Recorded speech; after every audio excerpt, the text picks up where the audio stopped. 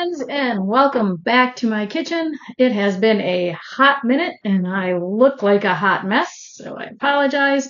Um, I have been experimenting with making DIY carnivore bars, pemmican, whatever you want to call it, because it's a good way to get some nutrient-dense calories into one of my kids that needs higher calories right now. Um, and it can make like a really nice dessert, or if you're out and about hiking or whatever and you're needing something. So pemmican is a really old food. It's basically like how meat and stuff was um, stored, for lack of better term, preserved. That's the word. I've brain fart for a minute. And it's basically just meat, dehydrated beef or chicken or whatever it is that you're making, and tallow or a shelf stable fat. So you could use bacon grease, because that you can leave on the counter and it's fine. I prefer tallow. You could use lard. So if you wanted to make like a pork one, you could use the tallow or the lard. I render my own tallow. It's really easy to do, but you can also buy it. You can buy it on Amazon. Costco sells it. Walmart probably sells it. I don't know. I haven't looked. So the original one that I made probably about a month or so ago, I posted a picture. I think I posted a picture on my YouTube, but I'm not sure. But what I did was I took rump roast, because what you have to have is lean meat. So it could be venison, elk. I don't eat any of those, so I don't know. Or really lean beef. Pork roast would also work because that's pretty lean. And you're going to dehydrate it. So the first one that I did was I put the rump roast through my grinder because I didn't feel like slicing the roast really thin.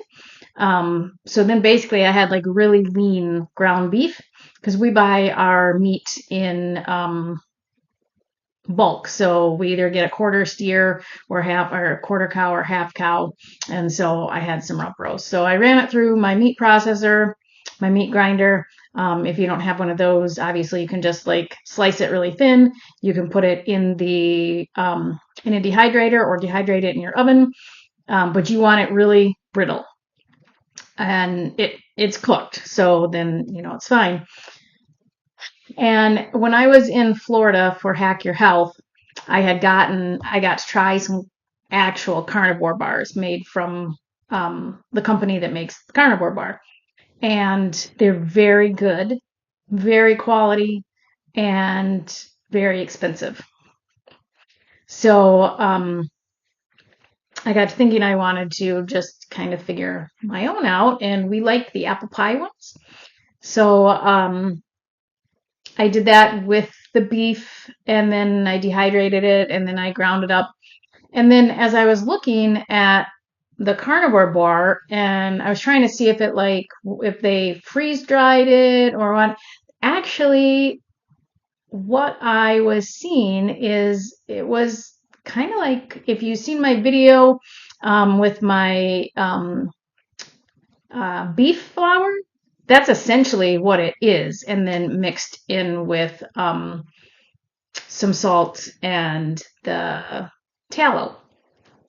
So those bars where I did the ground up the rump roast and everything, and then dehydrated it in larger amounts, those were fine. They tasted great. They turned out fine. But I got to thinking, because I like to make meat flour for like coating chicken nuggets or beef nuggets, anything like that, that I would just make my beef flour the way that I normally do. And then I would use that with the tallow. And the last ones that I made, I had put freeze-dried apples, and I ground those up, and apple pie spice and honey. Now, yes, that makes it all not carnivore, but it's whole food, and that's the main focus. I'm not doing the apples in this batch because I had completely forgotten my daughter-in-law is allergic to like apples unless they're cooked in an applesauce. So I want her to be able to try them. So we're just going to do the apple pie spice. I got this from my Mennonite store. I'm also thinking I might play around with some pumpkin pie spice. Anything that you put in it needs to be dry. So you can dehydrate apples, you can use blueberries, fruit, but it needs to be dried. Like you got to dehydrate the heck out of it. It needs to be brittle because you want it to be shelf stable. That way, if you're like going on a camping trip or whatever, you don't have to worry about if it's in the cooler or not and getting moldy and all that. So you want it to be very shelf stable. So you can go ahead and just watch the video for making the beef flour to see what I did here. So this is the roast. I cooked it up in my crock pot, and then I ran it through the food processor, and then I dehydrated it overnight.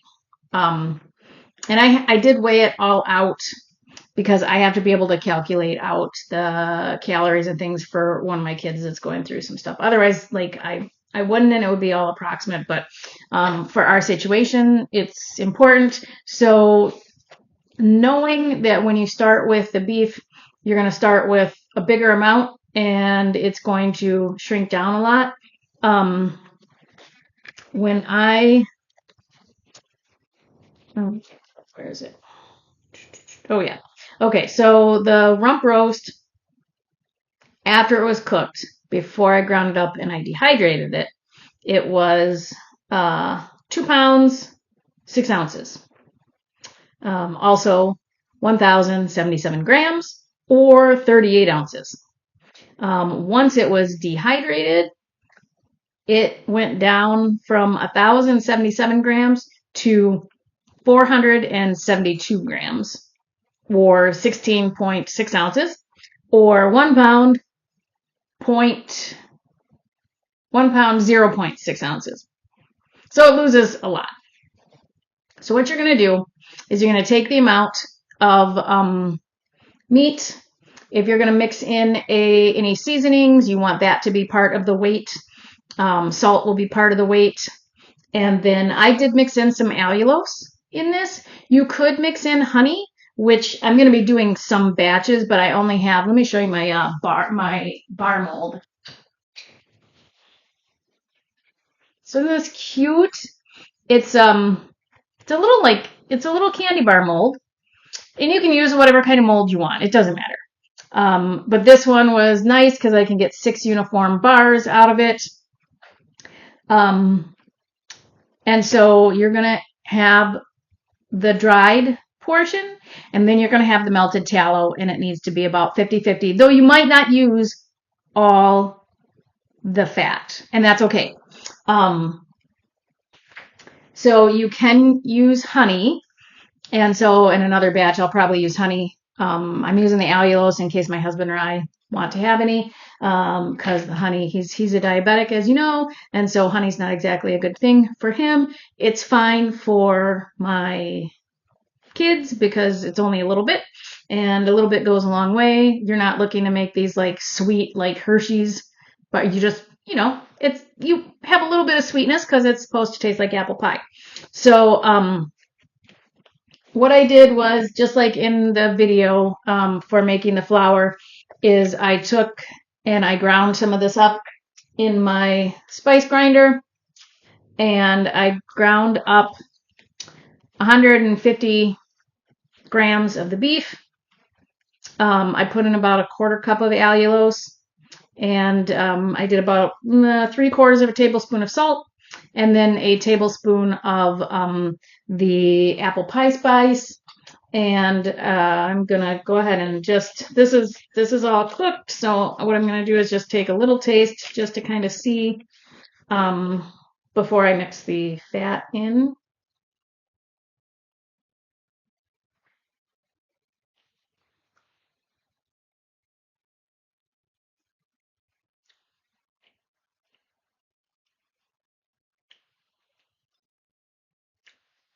It's pretty good. Um, Definitely has a good salt to it.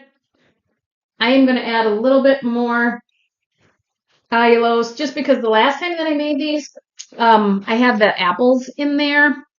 And I'm going to add a little bit more of the apple pie spice if I can do it without making a huge mess.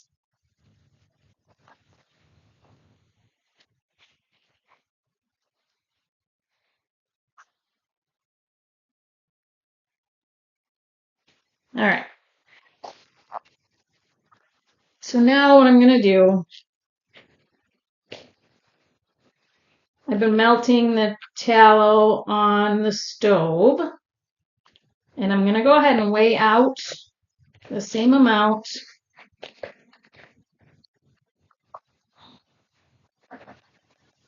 as the dry ingredients.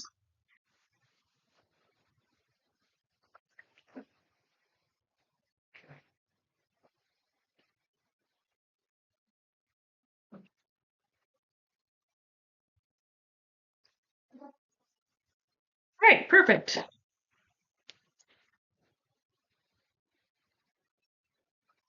So then basically, all I'm going to do is stir this into this until it gets like everything is coated with the fat. Now, theoretically, you want to be able to pour it into here. What I'll have to do, it's always colder in my kitchen, is I'll just pop this in the microwave for a couple of seconds after I have everything all melted or all coated, and then I'll be able to pour it right into the bars. Just that way, if I don't need to use all the fat, I won't use all the fat.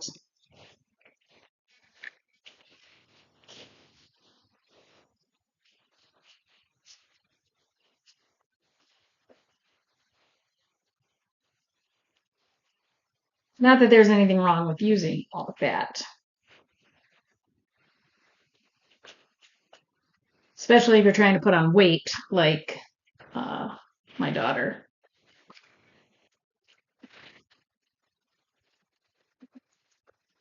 Right.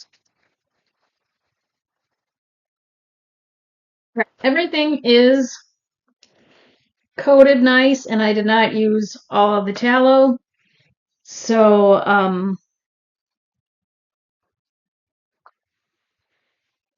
let me show you what this looks like. I don't have my camera on my tripod because this was just kind of a, we're gonna just do this so you can see everything is nice, but it is not gonna be like pourable, and I want it to be really pourable. So I'm gonna just be right back. I'm gonna pop this in the microwave for just a few seconds so that it pours out real nice, because right now it kind of would pour, but I want it to pour really nice. All right. So it's a little more pourable. And what I'm going to do is I'm going to just get it right in. Let's see if I can angle you down. See, it's not super pourable. I could add a little more fat.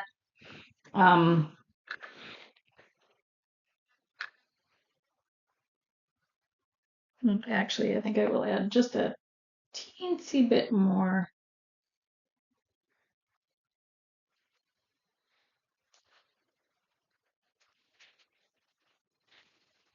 There.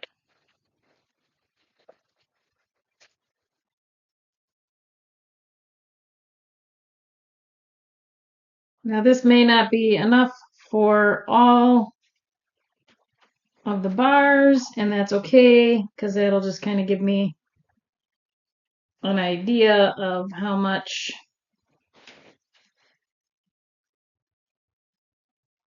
each will make, like knowing the amount of everything that I put in. Everything's up to the top, so that'd be a nice bar.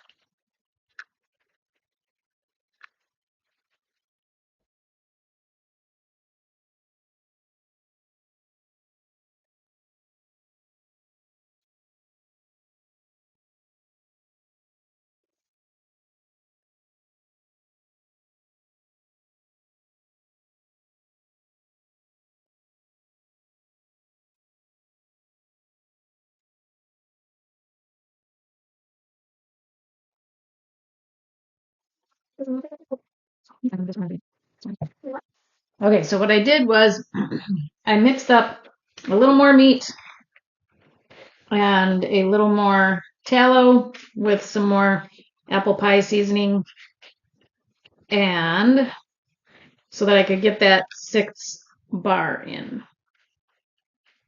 And it's beautiful. I actually have a little more, but that's okay. Because I'll just smooth this out.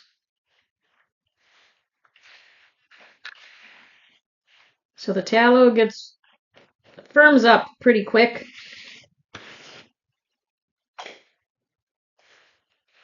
So sometimes, I mean, if you're like monkeying or whatever, then you might just have to warm it up just a little bit to make it pliable. All right, so now I'm just going to pop this in the refrigerator, and then I'll have six beautiful carnivore bars, pemmican bars, whatever you want to call them. And the nice thing is that I'm going to be able to make plenty more. And so experiment. If you like spicy, try putting some pepper or some you could even do, if you use LMNT, they've got the chili salt. You could put the LMNT electrolyte, that one in. You could do you could make chocolate, you could put cocoa powder in, anything like that. If you want sweetness, you can use allulose, you could use some stevia glycerite, you could use the monk fruit. If you're not opposed to erythritol, you could use that. If you are okay with honey, you can use honey. All of that is going to keep it shelf stable. We do like to keep them in the refrigerator just because they taste better cold, but you can certainly vacuum seal them and leave them in the cupboard. And they are going to be shelf stable. So I hope this video helps you expand your imagination on what you can do for snack bars. They're great just to be able to throw in your kids' gym bag if they're in sports or something and you want them to have a good protein and fat on their way home after meet or something. Yeah, so thank you for watching. If you are not currently a subscriber, please subscribe. If you want to see what's been going on in our life and why it's been a hot minute since I posted a video, or a recipe, I should say, I'll link a couple of the previous ones up there because there was a lot that happened in 2025 and is still happening in 2026. I will be posting a video sometime soon about some stuff that we're going through right now with my daughter and trying to figure things out, and the frustrations with mainstream medical and biases. biases. Them being biased with our way of living and eating. So stay tuned for that and enjoy your carnivores.